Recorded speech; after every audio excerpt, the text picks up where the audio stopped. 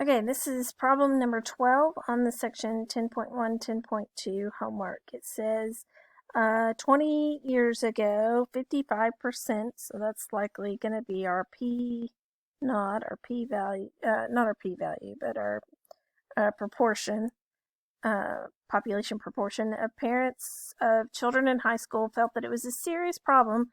High school students weren't getting enough math and science.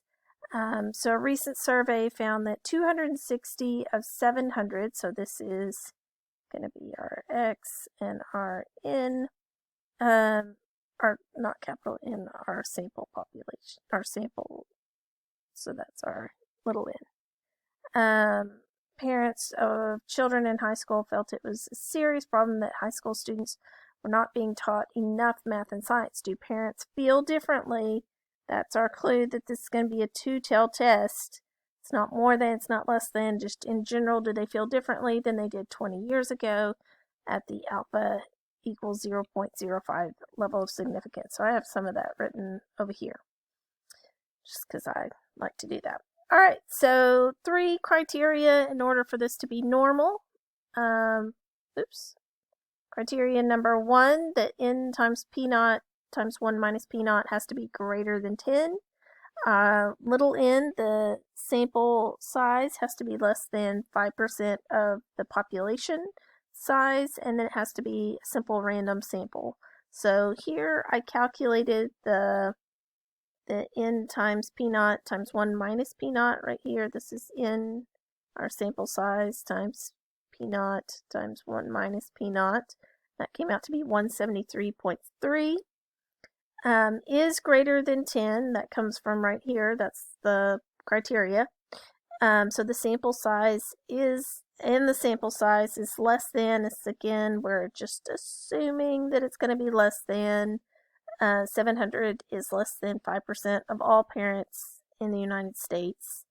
That's a pretty safe bet. And we're also assuming it's a simple random sample. So, can be assumed it's random and that we've met the requirements for testing, hypothesis testing are satisfied. All right, the next thing, what are the null and alternative hypotheses? So here, normally we would write this as P naught is equal to 0.55, excuse me. And then our alternative, so kind of got off a line, but our alternative hypothesis is that two-tailed test. Because of this, they feel differently. So maybe it's more than, maybe it's less than, we don't know. Just, is it different? So then I went to my calculator, and this is what I entered in my calculator, that our P naught value is 0.55, our X value is 260, N is 700, and it's a two-tailed test. And then I clicked calculate, and it spit out this, that our Z naught value is to 2 decimal places, negative 9.4, okay, so 496, that's going to round up. So that's going to be negative 9.50 is what that's going to round to, because that 9's got to round up because it's got the 6. And then the p-value, not the p-hat, the p-value to 3 decimal places is 2.203.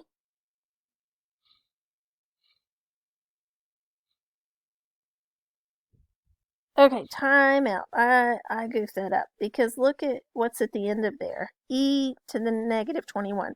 So this means 2.203 times 10 to the negative 21. In other words, this is the number 1, 2, 3, 4, 5, 6, 7, 8, 9, 10, 11, 12, 13, 14, 15, 16, 17, 18, 20 zeros. And then on the 21st number, that's where this 2203 starts. Okay, so this is approximately 0. I think you would agree. If I've got 0.00020 times, my p-value is not 2.203. Be careful, guys. That's an easy mistake to make. You got to look at the whole number. It's 0 here because it's 0.000. All right, and then we need to look at how p, is that less than alpha? If so, we reject the null. And so our p-value is 0. Is that less than, what was our alpha? Not that it matters, it's going to be less than 0.05.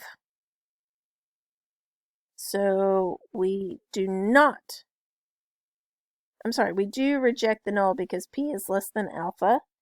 So reject the null. So this is do not reject, it's not that one. Since do not reject, it's not that one. So it's either A or D. And we did reject the null, so it's not this one, it would be this one. Remember that little trick I taught you, that if you say we do not reject the null, then there is not sufficient evidence that the parents feel differently today. So there we go. Our answer is D.